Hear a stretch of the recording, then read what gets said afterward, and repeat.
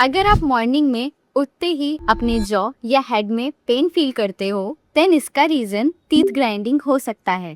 Teeth grinding लोग रात में अननोइंगली करते हैं और टाइम के साथ ये दांतों को घिस देता है। ये हैबिट मेनली स्ट्रेस और एंजाइटी से जुड़ी होती है। तो स्ट्रेस को मैनेज करो, सोने से पहले ब्रश करो और अगर टूथ ग्राइंडिंग कंटिन्यू रहती है, then make a dental appointment.